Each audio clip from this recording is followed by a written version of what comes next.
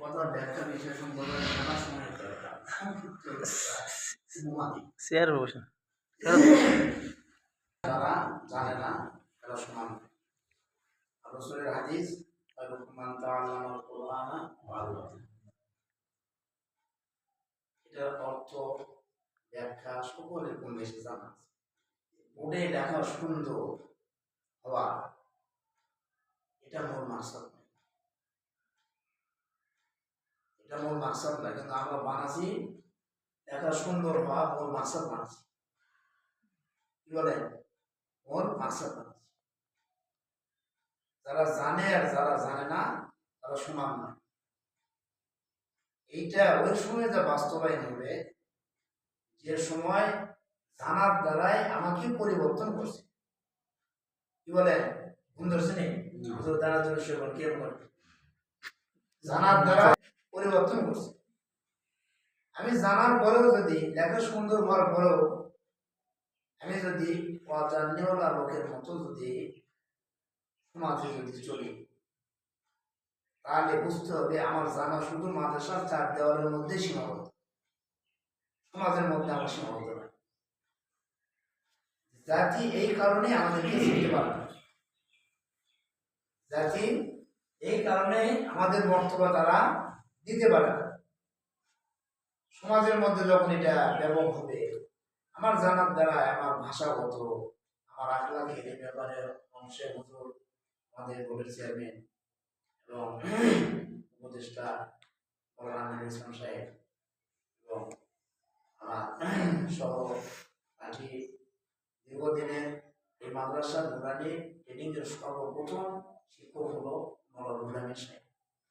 16 বছর ধরে নুরানি পোস্টে চাকরি করতেছে। আমার চাকরির বয়স 16 বছর। আমরা এই নুরানির চাকরি করতেছে 16 বছর। কত ধৈর্য, ছোট ছোট বাচ্চাদেরকে পড়াশোনা করা, কত অভিভাবকের কত অভিযোগ। প্রত্যেক বছর প্রত্যেকটা শিক্ষক শিক্ষিকার পিছনে একটা করে ক্লেম আসে, অভিযোগ আসে। ভালো শিক্ষক হতে গেলেই দেখবেন যে ভালো কিছু করতে চাইলে আপনার আমার বিরুদ্ধে একটা করে অভিযোগ আসে। এটাকে হুজুর বারবার বুঝাইতেছে যে ধৈর্যশীল হবে।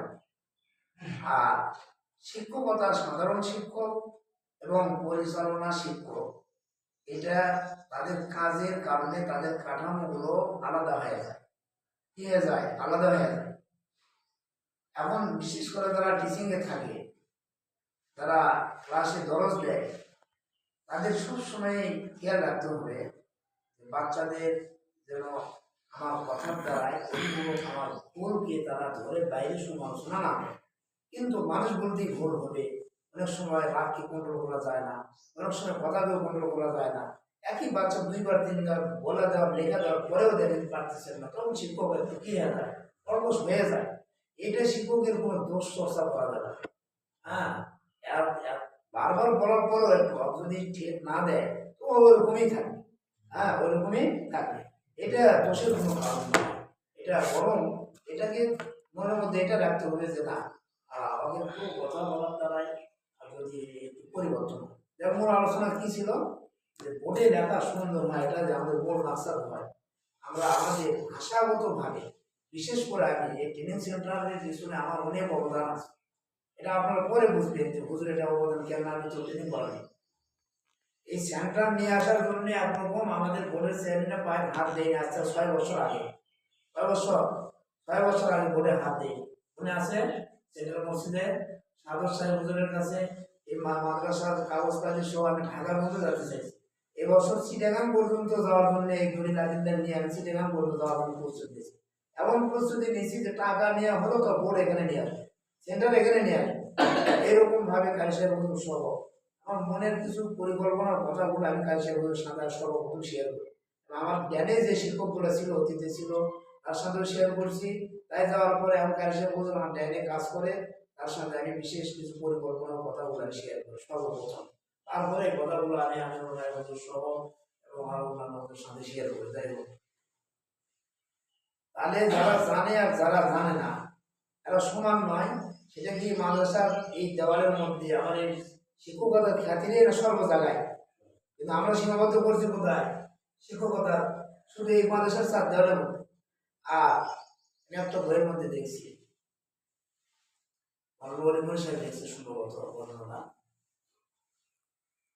নিজের বাচ্চাদের প্রতি, আমাদের বাচ্চা যাদের আছে কথাটা সকলের জন্য এবং যাদের ভবিষ্যতে আসবে সকলের জন্য কাজে লাগে, নিজ বাচ্চাদের প্রতি গুরুত্ব না দেওয়া, নিজের সন্তানকে গুরুত্ব না দেওয়া, এটা বড় ক্ষতির কিন্তু আমাদের সামনে কিন্তু রাস্তা। আর অন্যের বাচ্চার জন্য যে পরিমাণ সময় দেয়, যে পরিমাণ তাদেরকে লেখায় দেখায়, আমি আমার বাচ্চার প্রতি বিন্দু মাত্র সময় দিতে পারতেছি। এজন্য নিজ বাচ্চা যাদের আছে তাদেরকে ক্লাসে বসানো সহ বাড়িতে যেখানে হোক তাদের পিছনে সময় দেওয়া, তাদের পিছনে সময় ব্যয় করার একটা রুটিন করে নিতে হবে। সারা দিনের মধ্যে হলেও আমার সন্তান কি করতেছে, কি খাইতেছে, কি পড়তেছে, কয়েকটা নামাজ পড়লো পড়লো না, কোথায় গেল গেল না, এগুলা খালি লেখাপড়ায় না, কার সাথে মিশতেছে, কোন বাচ্চাদের সাথে মিশতেছে, আমি তাকে ভালো করে তোলার জন্য চেষ্টা করতেছি, অন্যের সাথে চলে যাচ্ছে। দেখ আমি আর কথা বাড়াবো না, এই এতটুকু কথার মধ্যে আমার যে মনের ভাব, কথার ভাব, এটা আপনারা ধরে ফেলতেছেন যে হুজুর কি বুঝাইতে চাইতেছে। এটা নিয়ে আমরা সামনে অগ্রসর হই। আর এই ট্রেনিং সেন্টারকে অবশ্যই আমরা আল্লাহর কাছে দোয়া করবো। কারণ আমি জিনাই নামাজ পড়ে আসছে, ওখানে দোয়া পড়ে আসার পথে একদম নীরবতা, হ্যাঁ কেউ নাই, দুটো করে মনে থাকে আছে, তার মনের মধ্যে আমার কষ্ট লাগে। এটা যদি আবাসিক প্রতিষ্ঠান হতো তাহলে অবশ্যই এখানে আজকে ইবাদত হতো, এখানে আল্লাহর কাছে দোয়ার ব্যবস্থা হতো, সব কিছু হতো।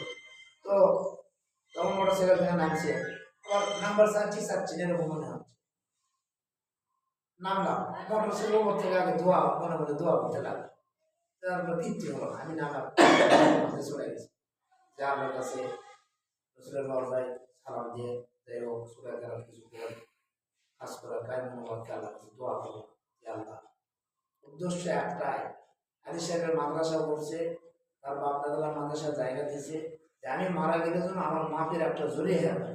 আর আমি এবং আমার সহকর্মী এবং যারা এই ওলামাইকেরা একত্রিত হয়ে যারা মাদ্রাসা করছে তাদের উদ্দেশ্য টাকা খাওয়ানো না, আল্লাহ কখনোই নয়।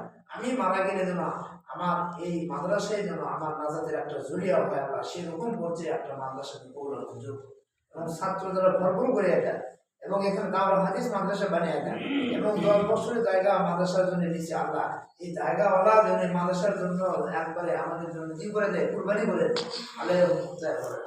আল্লাহর কাছে দোয়া করছি, আল্লাহ আমার কাছে সকলের কাছে দোয়া প্রার্থী, আপনারা যে কষ্ট করে যে ধৈর্য ধারণ করে